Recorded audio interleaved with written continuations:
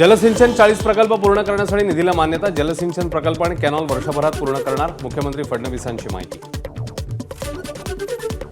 मार्च महिन्यामध्ये पुणे म्हाडाच्या वतीतून 3000 घरांसाठी सोडत काढण्यात येणार. पुणे म्हाडा महामंडळाचे सभापती शिवाजीराव आढळराव पाटील यांची माहिती.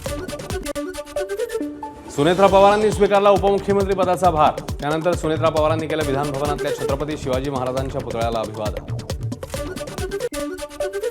मुंबई अहमदाबाद बुलेट ट्रेन प्रकल्पात मोठा भ्रष्टाचार झाल्याचा आरोप. खोटे दस्तावेज मूल्यांकन करून माजी केंद्रीय राज्यमंत्री कपिल पाटलांनी कोट्यवधींचा भ्रष्टाचार केला. खासदार सुरेश म्हात्रेंचा आरोप.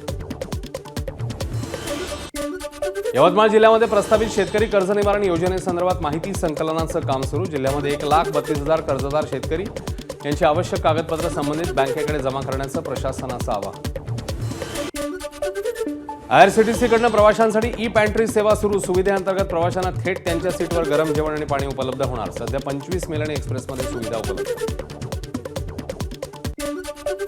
बँकांमधील रोख व्यवहार, घर, गाडीची खरेदी आणि हॉटेलमधल्या बिलांसाठी पॅन कार्ड अनिवार्य करण्याची मर्यादा वाढवली. 1 एप्रिलपासून लागू होणाऱ्या नव्या आयकर नियमानुसार नियम लागू. कोल्हापुरात सर्किट बेंच समोर कोसळलं भलं मोठं झाड. झाड कोसळल्याने 1 जण जखमी, 2 वाहनांचं नुकसान. मुख्य रस्त्यावर झाड कोसळल्यानं वाहतूक पर्यायी मार्ग.